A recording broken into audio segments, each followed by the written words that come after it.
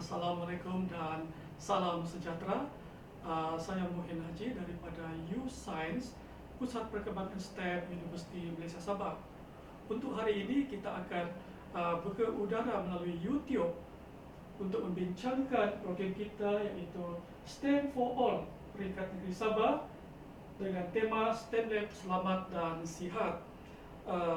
Jika kita lihat apakah tujuan program ini diadakan, sebenarnya tujuan program ini diadakan adalah untuk melihat dan menilai serta membantu khususnya di sekolah bagaimana memastikan sekolah khususnya di makmal, bengkel dan sebagainya dalam keadaan selamat dan sihat, khususnya kepada pelajar dan juga pekerja kaki tangan makmal serta sesiapa yang datang di sana. Untuk itu, selain pada itu, agensi yang menjayakan program ini terlibat adalah 3 agensi yang besar, iaitu Jabatan Pendidikan Negeri Sabah JPN yang terdiri pada 24 PPD, 24 PPD iaitu Pejabat Pendidikan Daerah, serta Jabatan Keselamatan Kesihatan Pekerjaan ataupun lebih dikenali sebagai JKKP ataupun DOSH, serta Universiti Malaysia Sabah melalui U-Science. Untuk itu, bagi menerangkan lebih lanjut berhubung dengan STEM selamat dan sihat serta keselamatan, kesihatan dan pekerjaan, kita menjemput tetamu khas yang teristimewa iaitu Tuan Haji Zulkifli Yahya, Pengarah JKKP Negeri Sabah. Selamat datang, Tuan. Selamat datang. Ya. Terima kasih. Jadi Tuan, inilah sebenarnya kita punya program adalah STEM Selamat dan Sihat yang ke udara melalui YouTube dan ditontoni oleh seluruh warga pendidik, khususnya guru-guru, kaki tangan makmal, juga warga-warga di Jabatan Pendidikan Negeri yang diikuti oleh 24 PPD. Untuk itu Tuan, sebagai mukadimahnya, boleh Tuan kongsikan ataupun terangkan kepada kita apakah komitmen pengurusan dalam khususnya komitmen negara tentang keselamatan kesihatan pekerjaan. Terima kasih Syed Muhin. Assalamualaikum warahmatullahi wabarakatuh dan salam sejahtera. Alhamdulillah pagi ini kita dapat bersama-sama dalam program melalui YouTube kepada semua warga pendidikan negeri Sabah. Pertama sekali saya ingin mengucapkan terima kasih kepada U-Science Universiti Malaysia Sabah sebagai penganjur program STEM for All Sabah 2020 dan juga program STEM Lab Selamat dan Sihat ini, dan juga Jabatan Pendidikan Negeri Sabah PPD atas kerjasama dalam penganjuran program ini. JKKP sudah semestinya lah mengalu-alukan program sebegini untuk memastikan pekerja kita di negeri Sabah ini sentiasa dalam keadaan selamat dan sihat. Sebagai menjawab soalan tuan tadi, komitmen negara tentang berhubung dengan keselamatan dan kesihatan pekerjaan ini, yang pertamanya kita ada perundangan khusus untuk menjaga keselamatan dan kesihatan pekerjaan, apa yang kita namakan sebagai Akta Keselamatan dan Kesihatan Pekerjaan 1994, yang merangkumi semua tempat kerja. Jadi maksudnya kalau kita sebagai pekerja, kita dilindungi oleh akta ini untuk memastikan kita bekerja selamat dan sihat. Ada 2 sahaja sektor pekerjaan yang tidak dilindungi oleh akta ini, iaitu satu angkatan tentera dan kedua orang yang bekerja di atas kapal dagang. Jadi 2 jenis pekerjaan saja. Jadi kita sebagai yang bekerja di sekolah, di makmal atau di mana-mana saja tempat bekerja, asalkan kita bekerja, kita dilindungi oleh akta ini untuk memastikan kita selamat dan sihat. Jadi falsafah dia, akta ini adalah kewajipan untuk pastikan keselamatan kesihatan orang yang bekerja ini adalah terletak kepada orang yang mewujudkan risiko tersebut dan juga orang yang bekerja dengan risiko tersebut. Maksudnya kalau secara mudahnya, kalau selama ini kita tidak ada kilang di kawasan itu, tiba-tiba datang orang buat kilang, dialah yang mewujudkan risiko tersebut sebab dalam kilang ni ada banyak bahaya. Jadi dia bertanggungjawab, Dan bukan dia saja, tetapi orang yang bekerja juga, yang bekerja dalam kilang tersebut ada tanggungjawab masing-masing. Jadi ada dua pihak yang bertanggungjawab terhadap keselamatan dan kesihatan di tempat kerja masing-masing. Jadi kita harapkan dua-dua pihak ni lah bekerjasama untuk memastikan tempat itu selamat dan sihat. Bekerjasama membuat prosedur kerja selamat dia, bekerjasama memastikan jentera-jentera yang berada di situ selamat.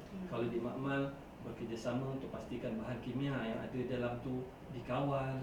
Jadi dua pihak ni yang sepatutnya bekerjasama. Itulah falsafah Akta Keselamatan dan Kesihatan Pekerjaan 1994 tersebut.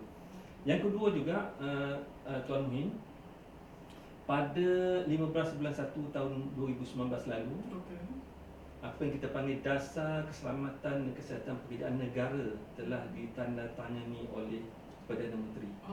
Jadi itu bermakna pengurusan tertinggi negara pun komit ataupun beriltizam untuk memastikan semua pekerja dalam negara kita selamat dan sihat.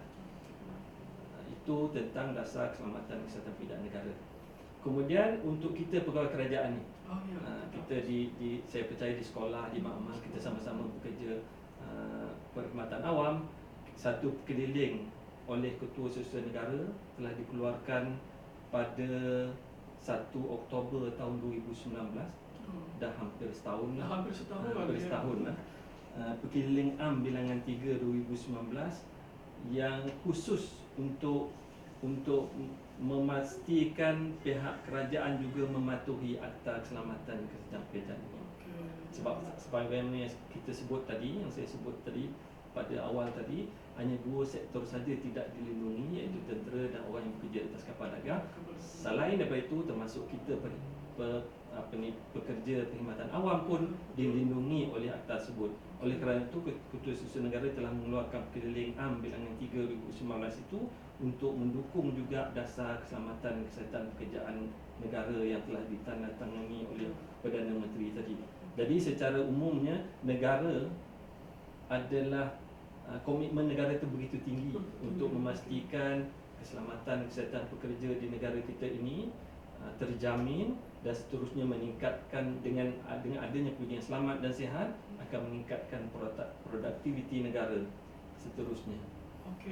Kalau ini bermaksud bermakna bahawa Akta Keselamatan Kesihatan dan Pekerjaan terpakai agensi kerajaan di seluruh agensi kerajaan, termasuk juga Jabatan Pendidikan Negeri, Universiti Malaysia Sabah sendiri, dan juga sudah pastinya kepada Jabatan Keselamatan Kesihatan Pekerjaan sendiri sebagai penguatkuasa di sini.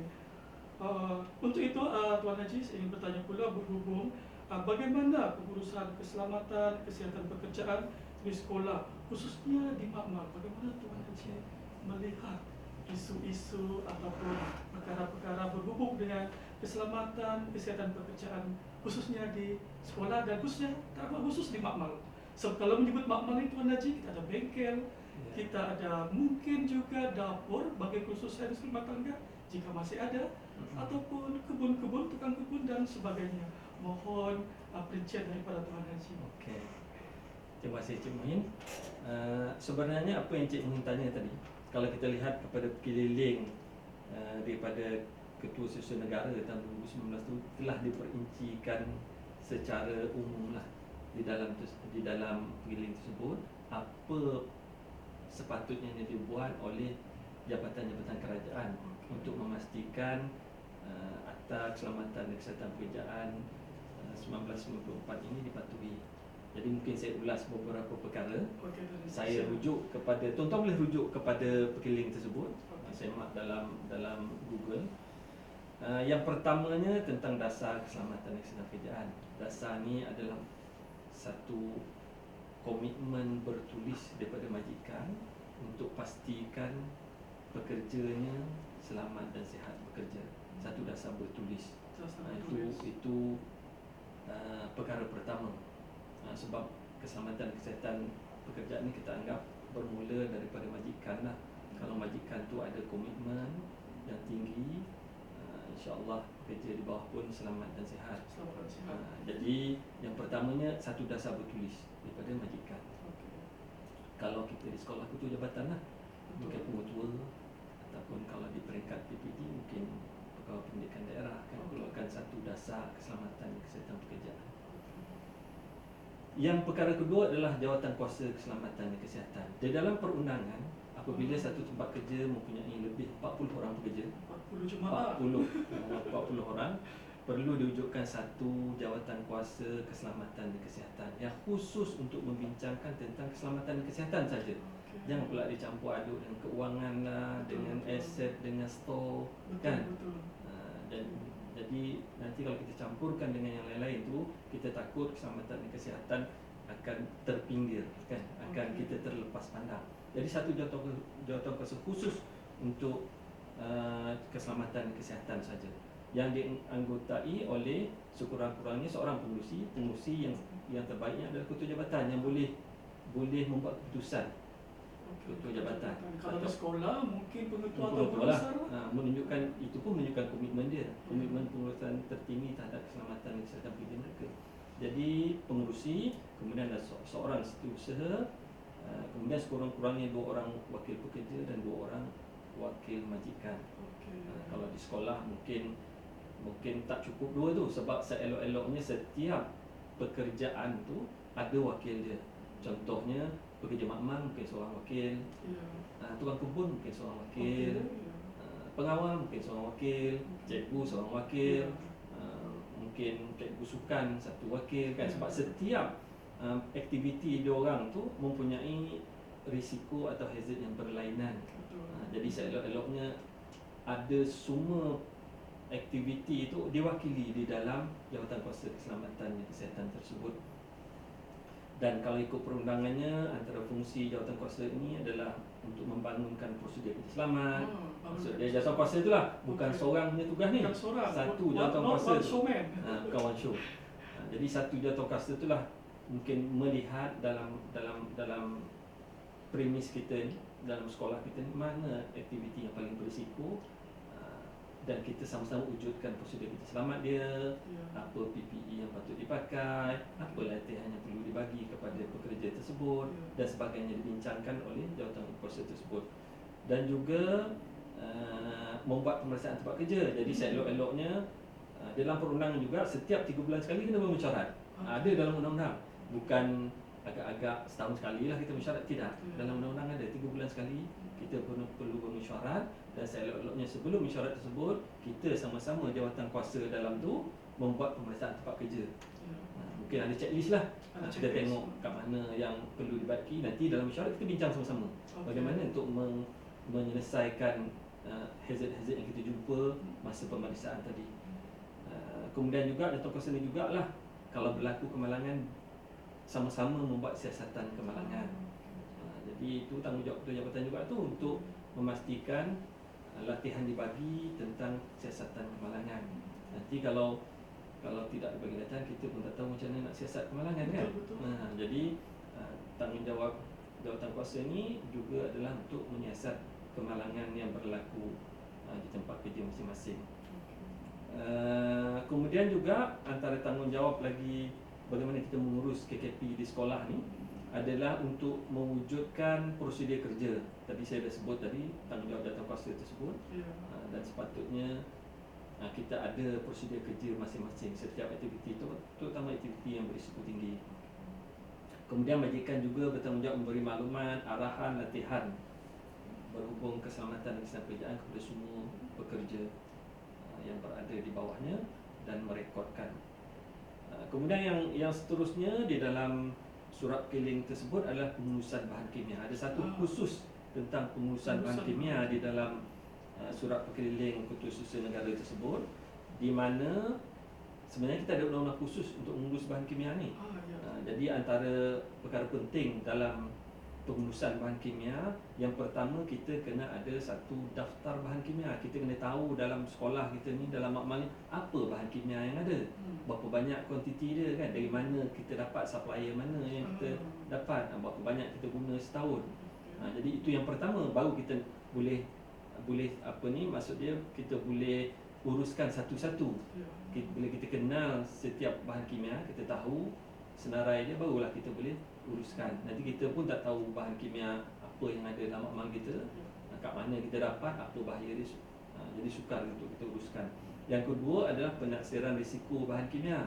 Penafsiran risiko bahan Itu kimia penting sebenarnya, sebab bahan kimia ni kalau kita orang yang biasa ni, kita tak tahu apa bahaya dia, betul ke cara kerja kita yang kita buat hari-hari itu, kita perlukan satu penaksiran. Jadi penaksir bahan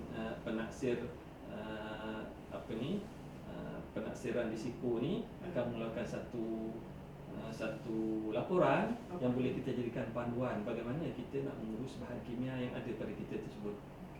Itu tentang ataupun kita panggil CHRA lah, Chemical Health Risk Assessment, ataupun penaksiran risiko bahan kimia berbahaya kepada kesihatan. Dan setiap bahan kimia juga perlu ada safety data sheet nama dia, ataupun helaian data keselamatan. Sebab setiap bahan kimia tu ada macam suap beranak dia lah. Suap beranak dia lah kan. Dalam tu lah kita tahu kalau apa PPE patut pakai, glove dia cotton glove ke ataupun rubber glove ke. Jadi dalam tu tahu, sebab yang membuat safety data sheet ataupun helaian data keselamatan adalah pembuat bahan kimia itu sendiri. Telah diuji dan itulah kalau glove itulah yang dia orang cadangkan dan itulah yang patut kita ikut. Dan juga dalam helaian data keselamatan ni first aid dia apa yang perlu dibuat kan, bagaimana untuk melupuskan. Jadi ada banyak perkara lah dalam safety data sheet. Jadi kita tak sepatutnya bekerja dengan bahan kimia tanpa merujuk kepada safety data sheet atau helaian data keselamatan. Penting tu. Kemudian juga dalam pengurusan bahan kimia ni, penyimpanan bahan kimia perlu juga kita tengok. Kadang-kadang kita buat makmal tingkat 4 kan. Jadi bila berlaku kecemasan, sukarlah kita nak lari kan. Pergerakan tu. Jadi perkara itu pun perlu dilihat juga. Kita nak menyimpan ni, dan ada juga bahan kimia kalau kita simpan bersama dia akan jadi bahaya. Dia tak boleh duduk dekat-dekat kan. Jadi itu pun tentang penyimpanan bahan kimia. Kemudian juga tentang kawalan pendedahan dan juga tanda amaran. Tanda amaran perlu ada. Signage kena ada di dalam makmal contohnya kan.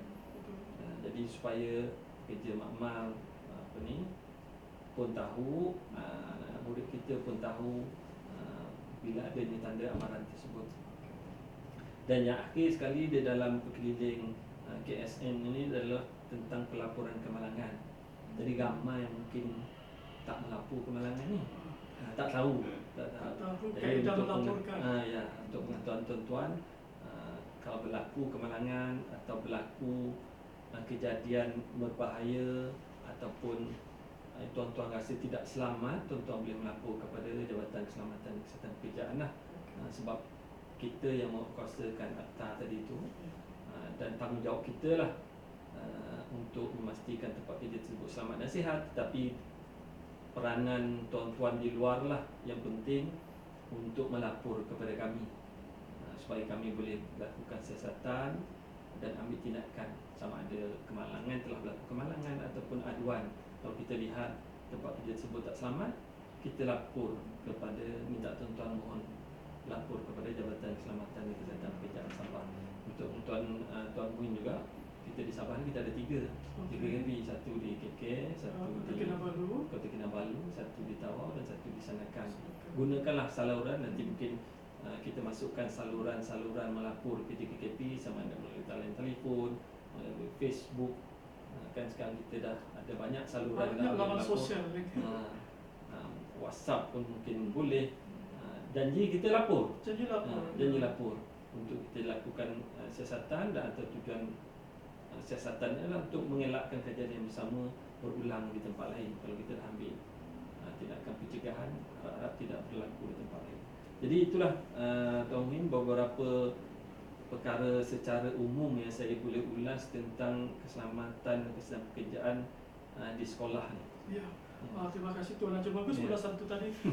Jadi sini Tuan dan Puan, kita lihat apa yang Tuan Haji ulasan tadi berhubung bagaimana mengurus keselamatan dan kesihatan pekerjaan di makmal, khususnya di sekolah, khususnya di makmal, iaitu perlu ada safety committee. Jawatan Kuasa Keselamatan Kesihatan Pekerjaan perlu ada yang bersidang dan membincangkan agenda khusus mengenai keselamatan dan kesihatan pekerjaan. Jadi komiti perlu diwujudkan Yang kedua juga menerangkan bagaimana mengendalikan bahan kimia, bagaimana pengurusan bahan kimia. Dia Tuan Haji sebutkan tadi ada dipanggil program CHRA, Chemical Risk Health Risk Assessor tu. Itu adalah program yang mentaksirkan bahan kimia, istilah mentaksirkan bagaimana tahap resiko, bagaimana mengendalikan, sekiranya berlaku tumpahan, bagaimana pelupusan, dan data-data juga terkandung dalam data sheet bahan kimia tersebut. Betul Tuan Encik? Ya, betul. Itu yang saya dapat tangkaplah daripada Tuan Encik Kapten. Tapi sebenarnya banyak yang Tuan Haji jelaskan tadi, cuma itu yang saya ulaskan untuk buat masa ini. Seterusnya Tuan Haji, kita mohon untuk perkongsian apakah contoh-contoh kemalangan yang biasanya berlaku di sekolah ataupun di makmal. Mohon kalau boleh dikongsikan. Okey, terima kasih. Saya rasa kalau saya tak kongsi pun kita dah ada sebab laporan daripada akhbar kita boleh tengok kan. Banyak sebenarnya berlaku kemalangan di sekolah ni. Dan yang sama ada terkena kepada murid, kepada guru atau kaki tangan yang lain di sekolah. Antaranya adalah aktiviti co-curricular. Co-curricular pun ada bahaya-bahayanya. Kalau dulu beberapa tahun lepas kita tengok ada satu kejadian tentang perahu naga yang terbalik. Saya ingat ada beberapa orang pelajar yang lemas sebab dia nak masuk pertandingan lumba perahu. Tetapi bila buat latihan, perahu tersebut terbalik dan malangnya jaket keselamatan tidak dipakai dan sebagainya menyebabkan lemas. Begitu juga ada juga kegiatan co-curriculum yang membawa yang pas terbalik, bawa ramai murid. Itu pun kita anggap isu keselamatan dan kesihatan sebab kita kena lihat dulu, kena taksir dulu basnya macam mana yang boleh, siapa pemandu dia kan, untuk memastikan anak murid kita selamat. Begitu juga tentang kalau kawat di tengah padang, ada juga kes yang kadet kena panah petir sebab mungkin lagi nak hujan kan. Itu ada juga kes. Dan kalau dalam aktiviti sukan juga kita selalu terdengar murid terhempak tiang gol. Itu ada beberapa kematian lah disebabkan tiang gol ni. Jadi kita kena nilai sikit lah tiang gol kita tu selamat ke tak selamat kan. Kemudian di sekolah juga ada kes buli, contohnya kes gaduh. Itu pun keselamatan dan kesihatan juga kan. Kemudian keracunan makanan. Keracunan makanan pun selalu juga berlaku. Sampai satu sekolah kena hantar hospital kan. Hospital pun pening kepala lah nak menguruskan murid sekali ramai-ramai.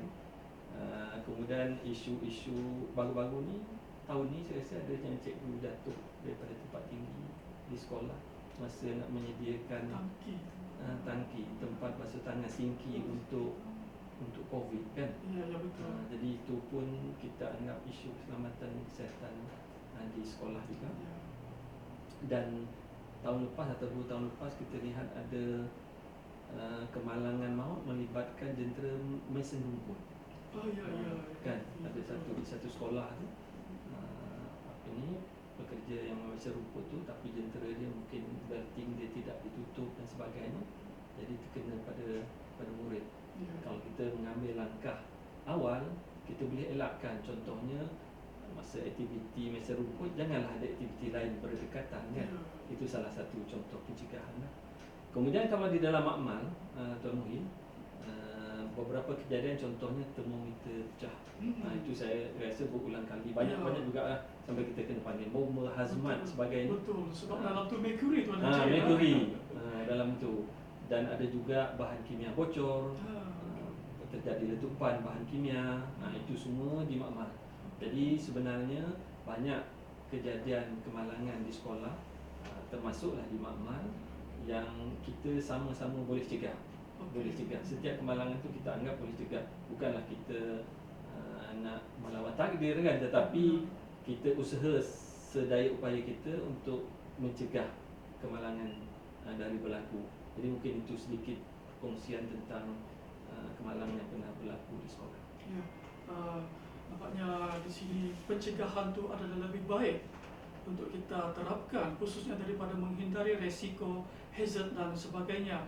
Jadi amat sesuai lah kita punya STEM for all, STEM selamat dan sihat. Dan nanti untuk makluman Tuan Haji, Ya. sebenarnya kita ada program dipanggil pengurusan resiko operasi yang dijadwalkan pada 29 dan 30 September. Di situ akan menerangkan bagaimana kawalan resiko yang dicadangkan khususnya dalam semasa mengendalikan makmal, sama ada tumpahan bahan kimia dan sebagainya. Jadi pastikan guru-guru, pengurusan, pihak sekolah dan juga kaki tangan makmal hadir secara webinar pada 29 September 2020 dan 30 September 2020 disampaikan oleh saya sendiri, Muhyin Haji. Untuk itu Tuan Haji, kita ingin bertanya pula berhubung dengan isu-isu keselamatan, kesihatan pekerjaan di makmal, Khusus kepada khusus kepada makmal yang Tuan Haji lihat yang boleh kita kongsi bersama di sini. Okey, terima kasih Cik Muhyin. Mungkin nanti masa program pengurusan risiko bimbingan harek yang Tuan tunjukkan tadi mungkin akan terangkumlah beberapa isu KKP di makmal kan. Sebab masa tu kita akan kena pasti apa hazard dia dan kita ambil langkah kawalan. Tetapi secara umumnya mungkin saya kongsikan beberapa bahaya di makmal yang mungkin secara umum lah. Antaranya adalah bahaya bahan kimia sendirilah. Banyak makmal kita mempunyai bahan kimia dan bahan kimia ni macam yang saya sebut tadi perlu diurus dengan baik untuk memastikan kita tidak tercedera atau kesihatan kita terganggu oleh bahan kimia tersebut.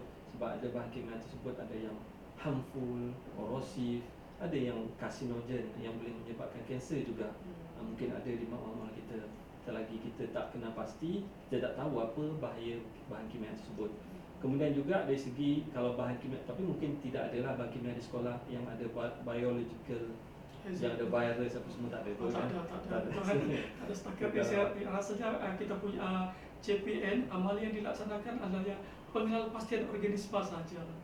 Okey. Jadi tak ada lah COVID-19. Tak ada, insya-Allah tak ada. Itu salah satulah contoh. Kemudian fizikal lah. Fizikal sendiri, bahaya fizikal dalam kimia tu mungkin pengudaraan dia, pencahayaan dia kan. Kemudian mungkin lantai yang licin dan sebagainya, itu kita anggap bahaya juga. Kemudian electrical hazard, bahaya elektrik. Banyak juga kalau di Sabah ni ada beberapa kejadian kita panggil electrocuted yang mati disebabkan terkena renjatan elektrik. Jadi itu pun kita kena berhati-hati. Kita risau juga Tuan Haji, khususnya kepada pelajar-pelajar asrama. Ya, pelajar asrama pun sama, janganlah suka-suka hati sebab benda elektrik pun kita tak nampak kan. Hazard yang tak terlihat. Hazard yang tak terlihat. Jadi eloklah kita bagi orang yang kompeten bila kita berhubung dengan elektrik ni. Kemudian bahaya ekonomik lah. Bahaya ekonomik di dalam makmal. Satu perkara penting dalam makmal ni adalah tentang kekemasan makmal itu sendiri. Kita boleh cakap lah, makmal yang kemas adalah makmal yang selamat. Housekeeping itu penting, bukan saja dalam makmal tapi di semua tempat kerja. Dan kita pun lebih seronok bekerja kalau tempat kita kemas kan. Tapi sebenarnya kekemasan itu juga membawa kepada tempat yang selamat dan sihat lah. Jadi jaga kekemasan di makmal masing-masing. Kemudian juga selain, walaupun nanti Tuan akan ajar tentang HIRAC ni, Hazard Anticipation, Risk Assessment, Risk Control ni, tetapi kadang-kadang berlaku juga kemalangan. Jadi kita kena ambil persediaan juga, bersedia juga kalau berlaku kemalangan. Itulah yang kita panggil pelan tindakan kecemasan ataupun Emergency Response Plan, ERP. Yang sepatutnya kita kena pasti apa agaknya emergency akan berlaku dan kita buat drill lah. Drill setahun sekali ke, kita buat satu sekolah ke, ataupun makmal kita sahaja ke, untuk kadang-kadang kita dalam prosedur semua ada, tapi bila berlaku kita tak tahu nak buat apa dah. Panik. Ya. Kalau kita ada drill tiap tahun kita buat, kalau berlaku kita dah tahu dah apa peranan masing-masing kan. Kemudian contohnya lagi-lagi alat-alat keselamatan yang perlu ada, fire alarm contohnya kan. Pastikan berfungsi kan Haji? Pastikan berfungsi, kena check lah tu. Yang eloknya kita di jawatan kuasa tadi yang Ya. 3 bulan tadi, Itu 3 harapan bulan kita. tu ceklah setiap 3 bulan Ya. berfungsi tak fire alarm ni, fire alarm kita ni kan. Kemudian juga kita kena ada first aid kit First aid kit, ya. ataupun first aider di sendiri. Ada first aid kit besar pun tak ada orang yang pandai, tak guna juga. Peti kecemasan. Peti kecemasan. Jadi kena ada orang yang terlatih. Ada orang pelatih tentang first aider ni. Jadi kalau berlaku kecemasan yang kecil-kecil tu, bolehlah diuruskan sebelum kita hantar ke hospital, klinik dan sebagainya. Bagi bahan kimia yang boleh mendatangkan bahaya kepada mata, contohnya kena adalah kita panggil eye wash station. Eye wash Saya station. rasa tu banyak yang tak ada tu. Kan? Termasuk showernya jika shower dan juga shower, emergency shower dia kan. Jadi kalau kita terkena bahan kimia, ada tempat yang kita boleh tuju untuk basuh muka, basuh mata dan basuh satu badan. Itu yang terbaiklah kalau boleh diadakan. Dan juga saya ingin kongsikan kalaulah ada sebarang pertanyaan ataupun tempat untuk rujukan tentang keselamatan dan kesihatan pekerjaan ni, bolehlah lawati laman web JKKP lah, di dosh.gov.my. Di dalam tu ada bahan-bahan rujukan, termasuklah akta yang saya sebutkan tadi tu, termasuk peraturan dia, tata amalan industrinya dan garis panduan. Semua ada dalam tu. Walaupun mungkin tidak menyuruh, tetapi kalau ada isu-isu tempat kerja kita, boleh kita semak situ dulu. Ada tak garis panduan? Sebab garis panduan tu pun diwujudkan oleh industri sendiri. Dalam jawatan kuasa dia tu ada daripada industri. Jadi itu kita anggap yang terbaiklah untuk dirujuk. Sebab yang mewujudkan dia pun pakar-pakar setiap industri tersebut. Jadi ada garis panduan semua di dalam laman web tersebut.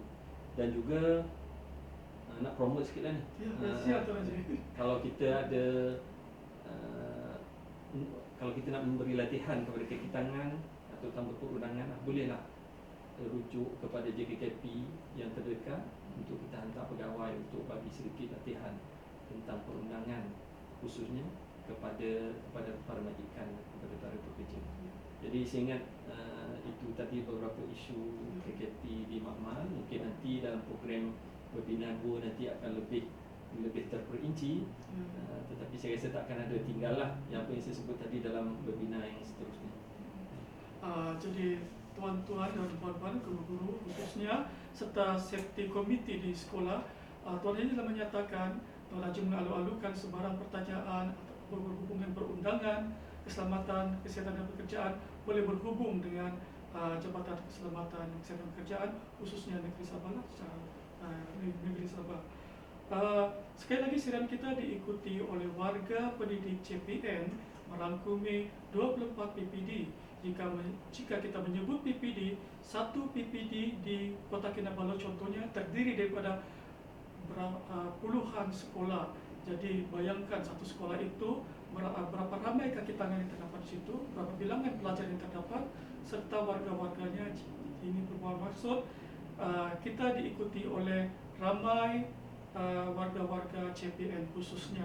Untuk itu, oleh kerana kita diikuti oleh ramai CPN, apakah harapan Tuan Haji khususnya dalam memantapkan ataupun memastikan bahawa KKKP ini dilaksanakan ataupun yang terbaik di negeri Sabah khususnya? Terima kasih Cik Mohim. Jadi harapan Jabatan Keselamatan dan Pekerjaan tentulah tanggungjawab kita untuk pastikan pekerja selamat dan sihat. Jadi saya amat mengalu-alukan program yang dibawa oleh U-Science ni, Universiti Malaysia Sabah ni, membantu kita sama-sama mencegah kemalangan ataupun kemalangan di tempat kerja, khususnya untuk para pekerja. Jadi saya harapkan program kita ni, program yang tuan-tuan ikuti ni akan memberi manfaat kepada semua, dan dalam usaha untuk kita memastikan operasi Makmal ni sentiasa dalam keadaan selamat dan sihat. Walaupun mungkin kita anggap Makmal ni cuma pembantu Makmal saja di dalam tu, tapi sebenarnya kita ada beratus-ratus murid yang akan akan terlibat sama, guru juga akan terlibat sama. Jadi kalau kita sama-sama dapat pastikan mereka semua selamat dan sihat, tentulah satu pencapaian yang besar. Kita tak naklah mendengar adanya kemalangan di makmal khususnya yang melibatkan terutama kanak-kanak kan, anak-anak kita di sekolah. Jadi saya ucapkan sekali lagi terima kasih kepada USign atas inisiatif tersebut. Semoga di masa-masa akan datang akan ada lagi inisiatif yang sebegini yang boleh kita libatkan, yang memberi manfaat kepada ramai pihak. Macam tuan sebut tadi, PPD ke sekolah di Sabah ni mungkin beribu jumlahnya, dan manfaat tu dapat sama-sama dikecapi oleh semua, terutama untuk memastikan tempat kerja ini selamat dan sihat. Saya rasa itu harapan kami lah, sebab misi jabatan juga adalah untuk memastikan semua pekerja selamat dan sihat di tempat kerja masing-masing. Jadi peranan tu sama-sama kita mainkan. Di pihak mungkin USign telah memainkan peranan untuk mendidik warga-warga pendidikan, dan mungkin kita menyeru banyak lagi pihak untuk tampil, untuk sama-sama menyumbangkan usaha ke arah memastikan tempat kita selamat dan sihat. Itu saja. Dari kami terima kasih Tuan Haji Zulkifli Yahya, pengarah JKKP Negeri Sabah. Kita ucapkan ribuan terima kasih, juga dititipkan daripada Jabatan Pendidikan Negeri Sabah. Terima kasih bagi pihak mereka juga kepada UMS terima kasih juga. Jadi untuk itu mohon tuan dan puan mengikuti siaran kita ini yang ke udara pada 25 hari bulan September jam 10 pagi, 25 September jam 2.30 hingga 3.30 petang. Jadi untuk itu kita berjumpa ke udara nanti pada webinar 1. Assalamualaikum dan salam sejahtera.